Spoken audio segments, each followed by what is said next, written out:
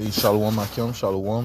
Commençons tout d'abord, comme toujours, en donnant tout honneur et toute gloire à notre pouvoir. Yahweh, Bahasham, Yahweh Shai, Bahasham, Racha Kodash. Double honneur et respect aux apôtres de Great Millstone, ceux que le Seigneur Yahweh Bahasham Yahushua a établi pour guider les élus de la nation d'Israël et bien sûr Shalom aux élus. Ouais, cette leçon va toucher sur un sujet qui m'est à l'esprit, dont aussi nous avions fait,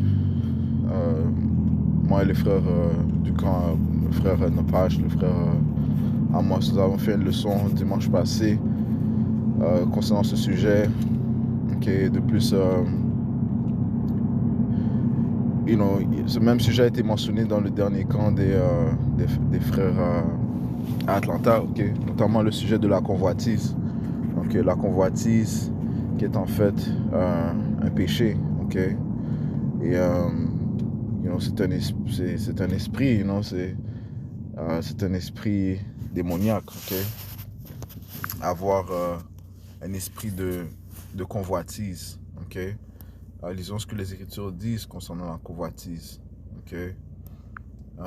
Colossiens chapitre 3 et verset 5, ça dit ici: mortifiez donc vos membres, lesquels sont sur la terre, donc les mortifier, donc les tuer, les résister, les membres, les idées charnelles, fornication, impureté, affection démesurée, mauvaise concupiscence et convoitise, qui est idolâtrie, c'est ce dont on va toucher, la convoitise, c'est l'idolâtrie, Maintenant, c'est quoi la convoitise? On va aller voir la définition de la convoitise dans le dictionnaire de la langue française. Sur la convoitise, c'est un désir de posséder et de jouir d'une chose qui, le plus souvent, appartient à autrui ou est plus ou moins interdite. Donc c'est un désir insatiable. Tu penses à ça, tu veux ça, tu veux ça, tu veux ça. Et ça ôte tes pensées hors de ton premier amour, Yahweh Bahasham Yahushai. Tu penses aux choses, de cette terre, les choses tangibles, man. C'est un désir qui vraiment te consume. C'est pour ça que j'ai dit, c'est vraiment un esprit démoniaque, man. Constamment tu penses à cette chose, tu vas pas te lasser de vouloir cette chose, man. C'est un esprit que tu dois réprouver, un esprit maléfique que tu dois réprouver, man. Parce qu'encore une fois, c'est l'idolâtrie,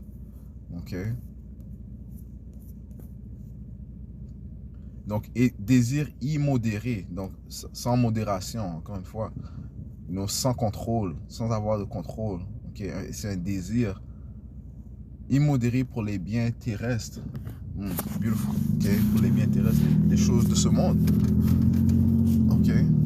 les choses de ce monde, mais les biens terrestres, et les Écritures te disent concernant les choses de ce monde.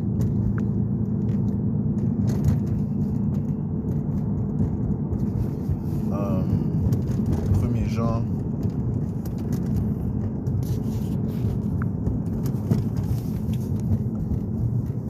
chapitre 2 verset 15: n'aimez pas le monde ni les choses qui sont dans le monde.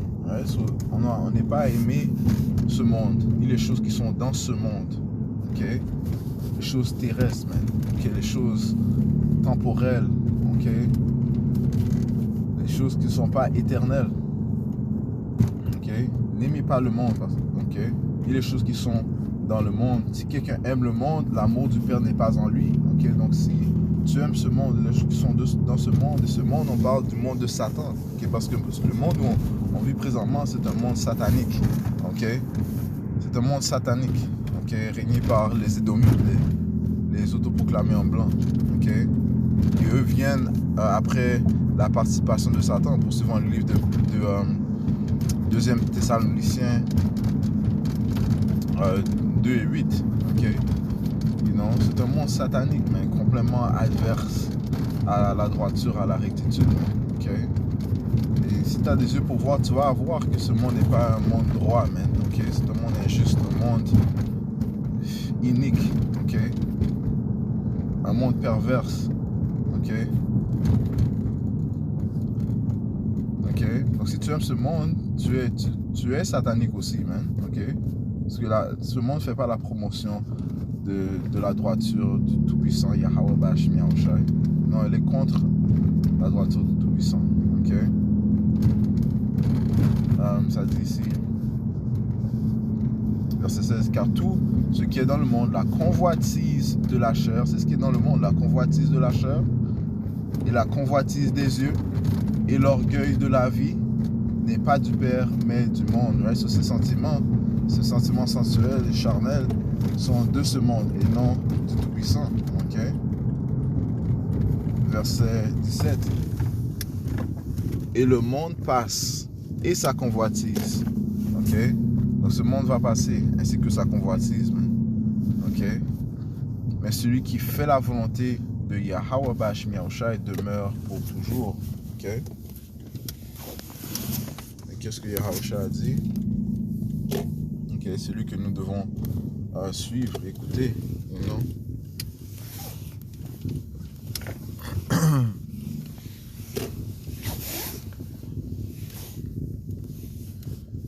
Livre de Matthieu.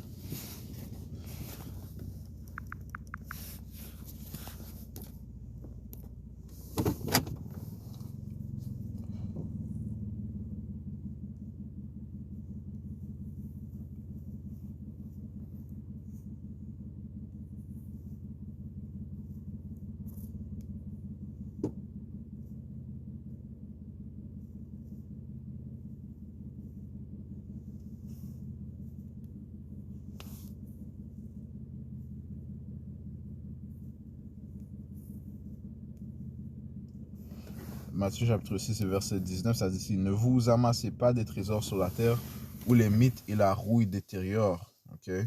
Les trésors de la terre sont des choses temporelles. Okay? Tout ce qui est de la terre, mais ça va partir, ça va, ça va, ça va partir. Okay? Et où les voleurs enfoncent et volent. Mais amassez-vous des trésors dans le ciel où ni les mythes ni la rouille ne détériorent et où les voleurs ne fracturent ni ne volent. Donc plutôt, mettre notre énergie sur la sagesse, ok, acquérir de la sagesse, ok, produire des fruits de la sagesse, ok, des fruits spirituels, ok. Verset 21, car là où est votre trésor, là aussi sera votre cœur, ok. Mais si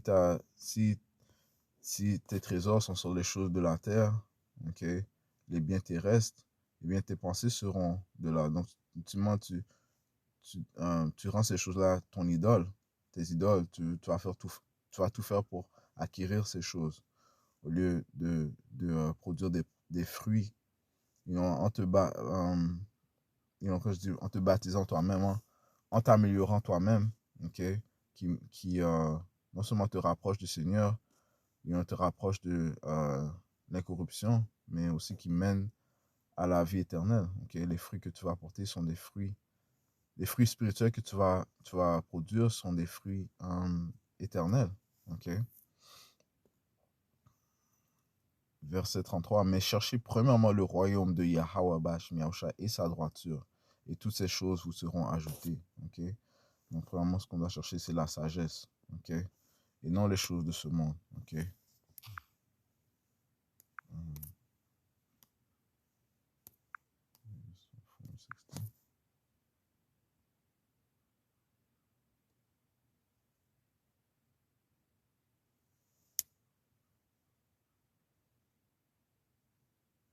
De Corinthiens 4 et 18, rapidement, tandis que nous ne regardons pas aux choses qui se voient, mais aux choses qui ne se voient pas. Car les choses qui se voient sont temporaires, mais les choses qui ne se voient pas sont éternelles.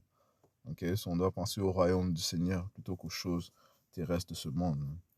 Ok? Et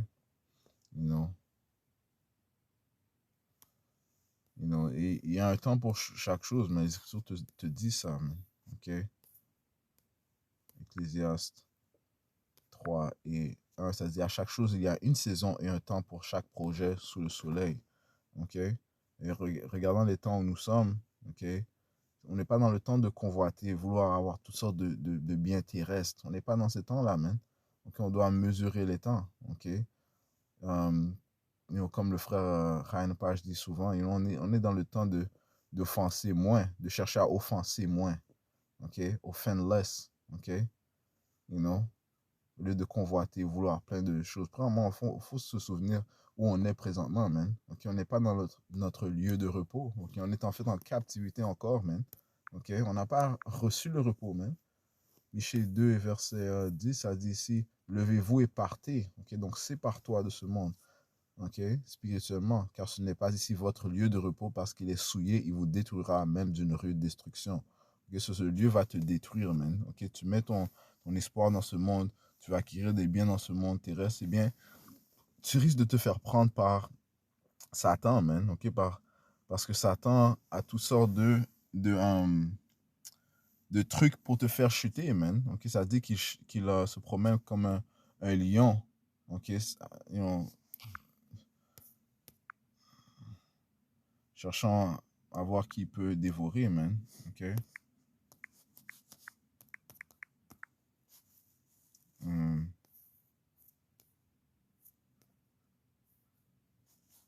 1 Pierre 5 et 8.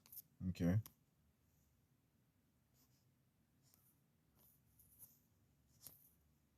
1 Pierre chapitre 5 et verset 8, ça dit ici, soyez sobres, soyez vigilants, ok? Ayez les pensées claires et tes yeux fixés sur un seul but, ok? Acquérir la sagesse, faire plaisir à ton pouvoir, Yahweh Bashim Yahushai, ok? Sois obéissant, parce que votre adversaire, le diable, comme un lion rugissant, marche alentour cherchant qui il pourra dévorer, ok? So, il cherche à te dévorer, il cherche à te faire chuter, ok? Encore une fois, Edom vient avec la participation de Satan. Donc, Satan utilise Edom pour apporter toutes sortes de pièges, man. Et un des pièges, c'est l'Amérique, man. Cet esprit babylonien qui se réside aussi, pas seulement en Amérique, mais mais dans le monde, man. Ok, ça parle comment,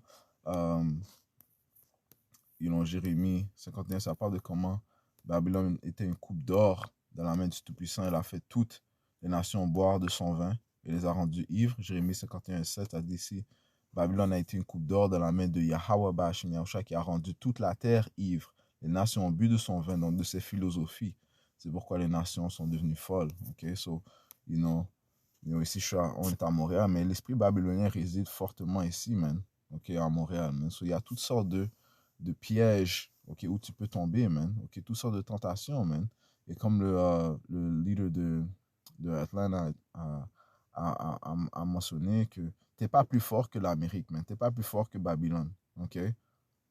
Si tu penses que tu peux, oh yeah, je peux faire ça, yeah, j'ai assez de force, je peux résister ça, je peux handle ça, je peux faire ci, je peux faire ça, yeah, ok, mais sache que t'es pas plus fort que Babylone, man, ok, il a mentionné aussi qu'il y a plusieurs frères qui sont chutés pensant qu'ils pouvaient, supporter ça, ok, mais petit à petit, tu te fais ronger, man, so, on doit mesurer les temps où nous sommes, man, ok, et prendre garde, man. Rester vigilant, ok? Ne pas convoiter, man. Ne pas être dans un esprit de toujours vouloir, man. Ça, c'est de l'idolâtrie, man, ok? Et on va conclure dans le livre de Deuxième Roi 6, ok? Concernant le serviteur de Elisha.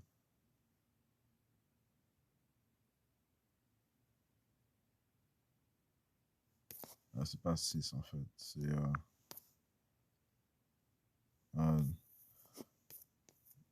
2 et 5. Deuxième Roi 5 et verset 15. Ça, en fait, là,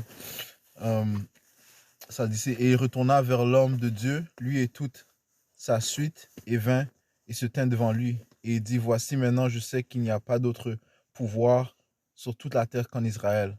C'est pourquoi maintenant, je te prie, prends une bénédiction de ton serviteur. So, ce qui s'est produit, c'est que Naaman, ok, fut guéri de sa lèpre après avoir reçu le conseil du prophète de Yahweh Bashim Yahushai, Elisha. Ok. Donc, il fut guéri et après sa guérison, parce qu'il a écouté le prophète de Yahweh Shemiyahushai, eh bien, il a voulu bénir le prophète. Ok? Il a voulu lui donner des biens. Ok? Verset 16. Mais il dit, Elisha dit, comme Yahweh devant qui je me tiens est vivant, je n'en recevrai pas. Et le pressa de le prendre, mais il refusa.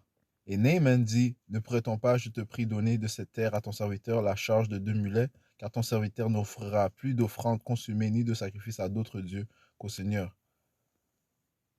Quand ceci, le Seigneur Yahweh pardonne à ton serviteur que lorsque mon maître entrera dans la maison de Rimon pour y adorer et qu'il s'appuiera sur ma main et que je m'inclinerai dans la maison de Rimon, que Yahweh pardonne à ton serviteur cette chose-ci quand je m'inclinerai dans la maison de Rimon. Okay? Parce qu'il a reconnu qu'il n'y a réellement pas d'autre Dieu que le Dieu d'Israël, Yahweh Ba'Hashem Yahweh Shai.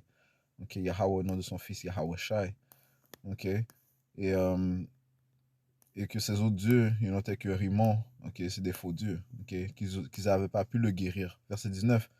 Elisha qui parle, et il lui dit, va en paix, ainsi il se départit de lui en peu de chemin. Okay? Mais Géhazi, le serviteur d'Elisha, l'homme de Dieu, dit, voici mon maître a épargné Naaman, ce Syrien, en ne recevant pas de sa main ce qu'il avait apporté. Mais comme Yahweh est vivant, je courrai après lui et prendrai quelque chose de lui. Si on voit ici, ils ont la pensée, ils ont l'état de pensée de Géhazi, man, ok?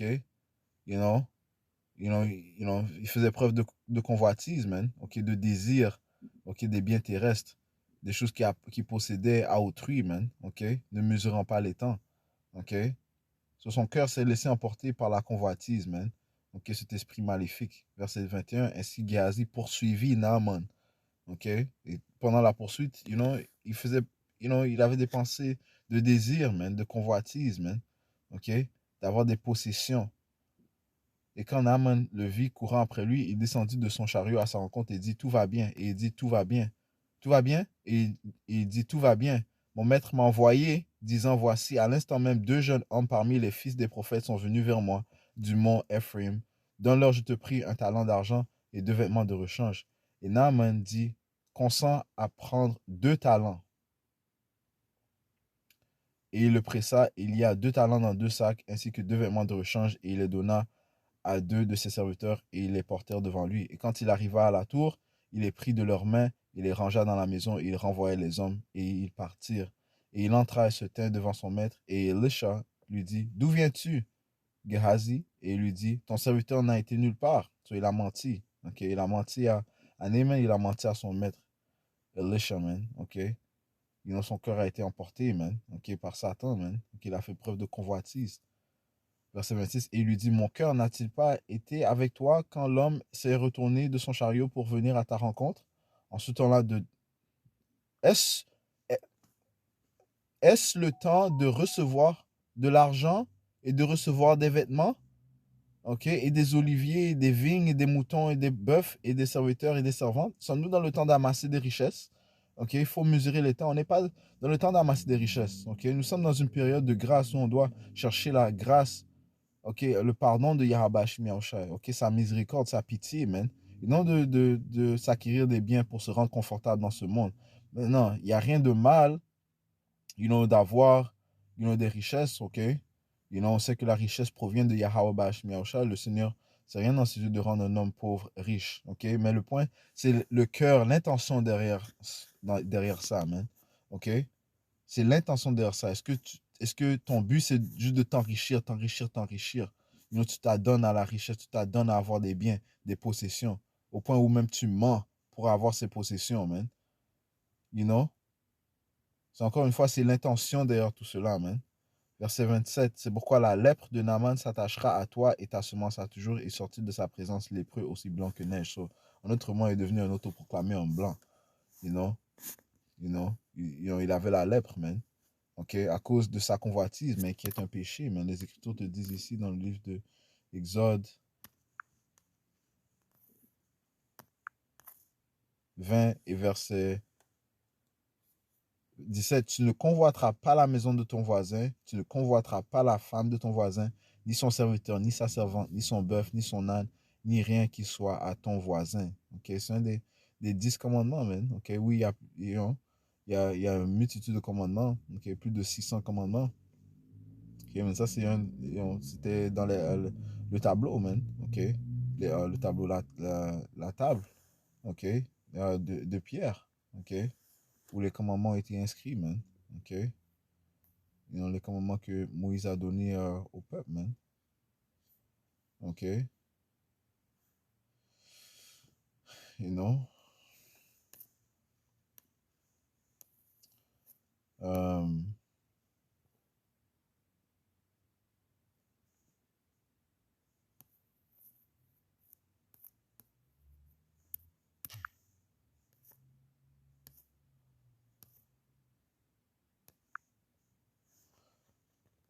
on va sortir quelques autres préceptes. Um, le livre de Matthieu 6 et 24.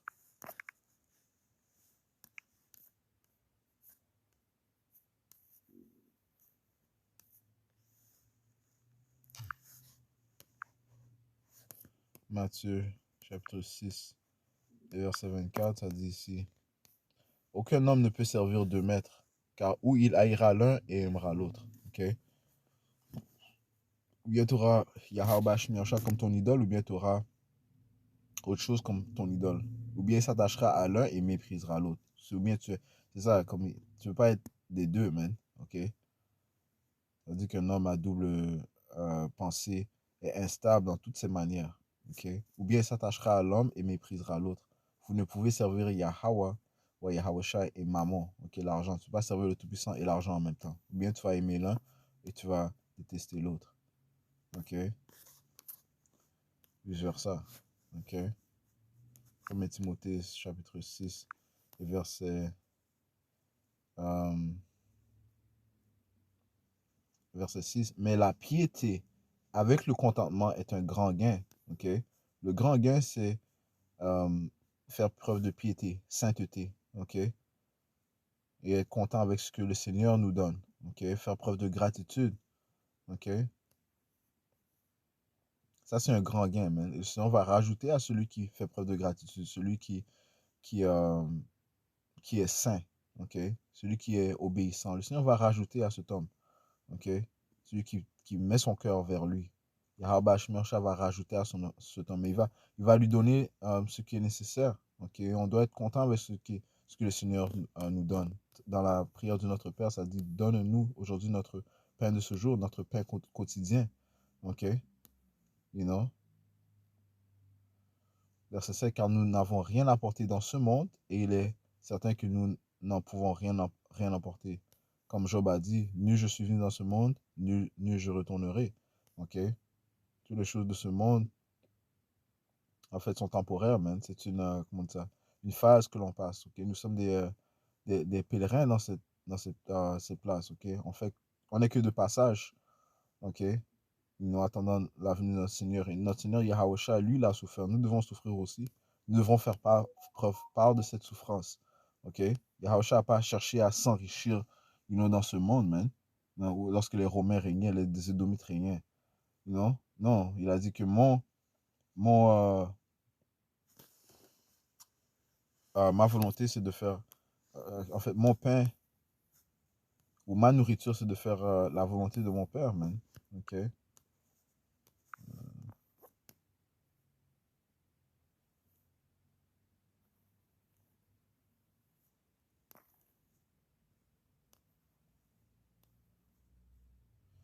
Euh, Jean 4 et 34, Yahusha leur dit, ma nourriture est de faire la volonté de celui qui m'a envoyé et d'achever son œuvre.